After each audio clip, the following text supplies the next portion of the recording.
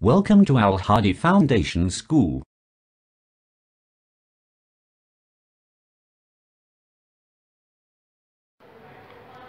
Bismillahirrahmanirrahim. Assalamu alaikum dear students. Hope you are well. Welcome to Al Hadi Foundation School. Now we start our maths lecture from chapter number 1, exercise 1.2 and question number 5. जो इस exercise के बाकी question जो है वो हम पहले class में कर चुके थे, तो आज हम अपना लेक्चर जो है वो क्वेश्चन नंबर 5 से स्टार्ट करेंगे। और क्वेश्चन नंबर 5 में क्या है, find the transpose of each of the following matrices. कि हमें कुछ मैट्रिसेस गिवन है इस क्वेश्चन में और हमने उनका ट्रांसपोज फाइंड करना है। तो question is this that what is a transpose, कि ट्रांसपोज क्या होता है।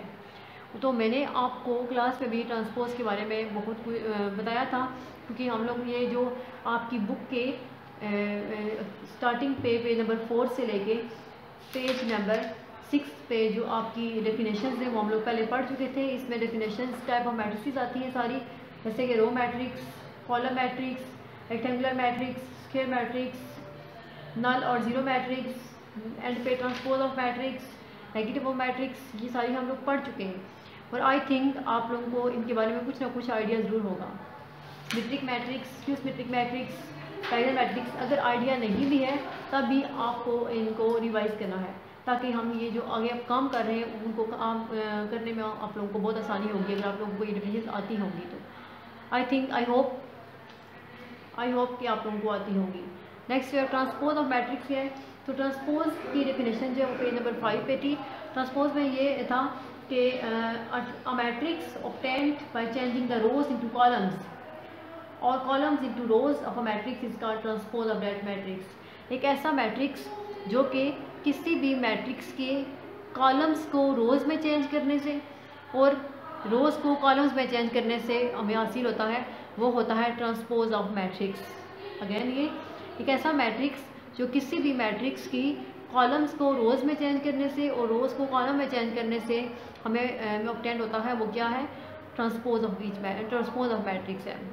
तो इस क्वेश्चन में हमने ट्रांसपोज फाइंड करना है और हमारे पास डिफरेंट पार्ट्स गिवन है। इसमें हमारे पास डिफरेंट मैट्रिसेस गिवन है और हमने इनका ट्रांसपोज फाइंड करना है, ठीक है।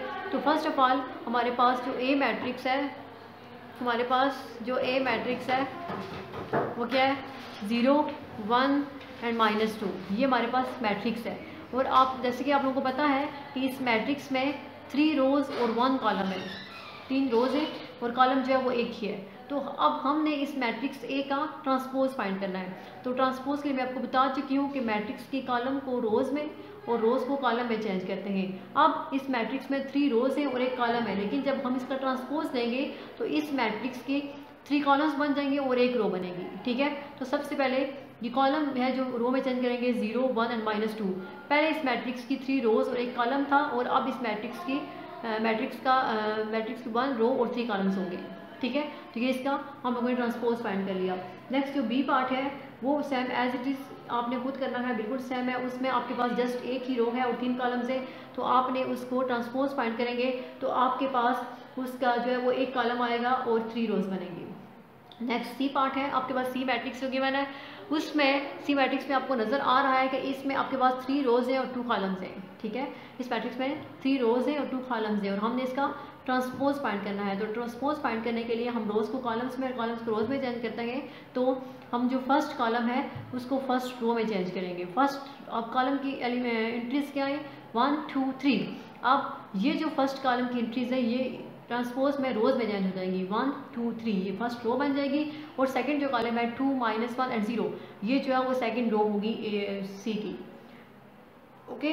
तो ये आपके पास जो मैट्रिक्स आएगा ये सी ट्रांसपोज हो जाएगा। इसी तरह नेक्स्ट आपके पास डी है। अब देखें डी में आपके पास ये स्क्वायर मैट्रिक्स है, क्योंकि इसमें रोज़ और कॉलम्स जो है वो सेम है, 2 रोज़ है और 2 कॉलम्स है। और आप लोगों को पता है कि जिस भी मैट्रिक्स के नंबर ऑफ रोज़ और नंबर ऑफ कॉलम्स सेम हो वो क्या होता है, स्क्वायर मैट्रिक्स होता है।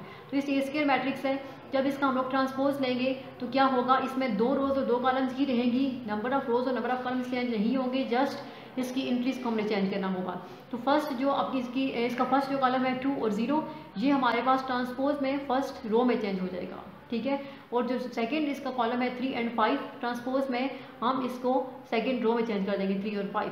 तो इस तरह ये आपका डी ट्रांसपोज भी सॉल्व हो जाएगा। इसके अलावा आपके पास जो ई और एफ है मैट्रिक्स है, इनके ट्रांसपोज आप लोगों ने खुद सॉल्व करने हैं और ये काम आपने अपनी नोटबुक पे स्टार्ट करना है। जहाँ से हम पहले काम कर रहे थे उसके नीचे से ही आपने क्वेश्चन नंबर 5 1.2 का सॉल्व करना है, उसके सारे पार्ट्स आपने नोटबुक पे करने हैं। नेक्स्ट आपके पास है क्वेश्चन नंबर 6। अब क्वेश्चन नंबर 6 में हमने कुछ वेरीफाई करना है। क्वेश्चन नंबर 6 में हमने कुछ वेरीफाई करना है।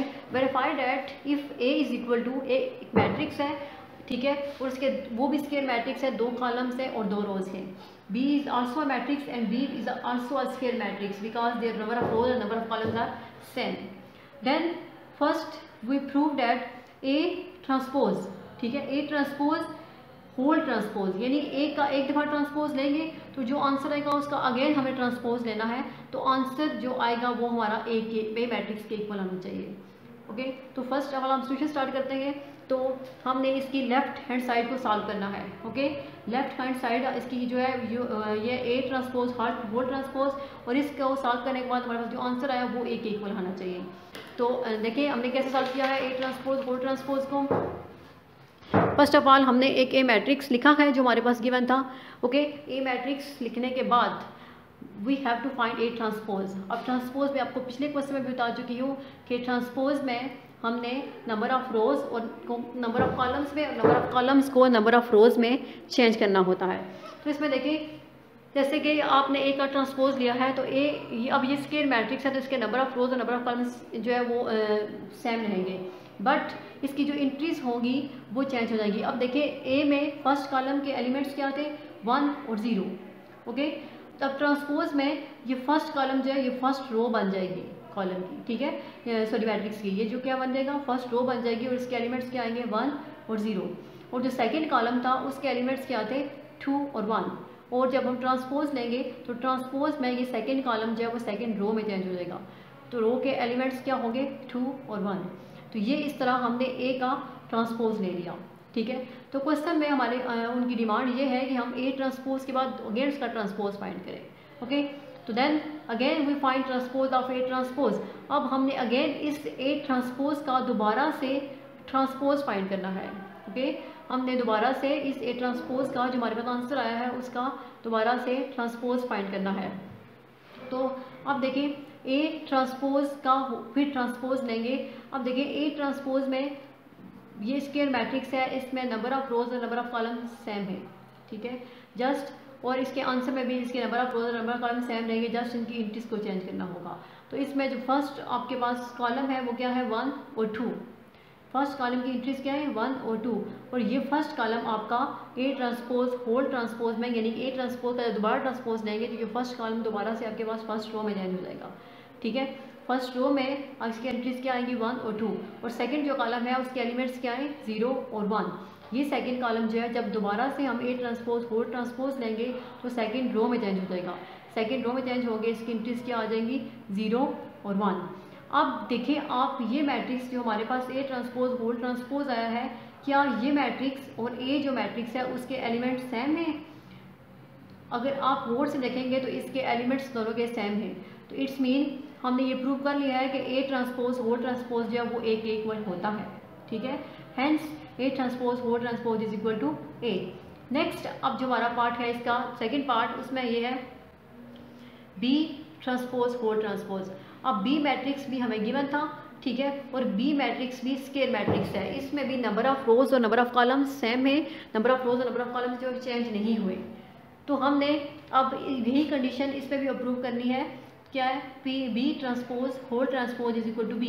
तो इसकी भी हम लोग लेफ्ट हैंड साइड सॉल्व करेंगे। तो लेफ्ट हैंड साइड क्या है बी ट्रांसपोज होल ट्रांसपोज, यानी जो बी मैट्रिक्स गिवन है आपने उसका सबसे पहले ट्रांसपोज फाइंड करना है। तो जैसा कि आप जानते हैं कि बी जो है वो स्क्वायर मैट्रिक्स है, उसमें नंबर ऑफ रोज और नंबर ऑफ कॉलम्स सेम है, जस्ट इसकी इंट्रीज जो है नंबर कॉलम्स और रोज की चेंज होगी, बाकी इनका ऑर्डर चेंज नहीं होगा।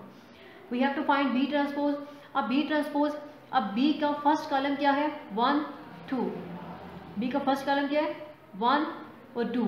अब ये वाला फर्स्ट कॉलम जो है ये वाला जो फर्स्ट कॉलम है ये फर्स्ट रो में चेंज हो जाएगा, जब फर्स्ट रो में चेंज होगा तो इसके एलिमेंट्स क्या आएंगे,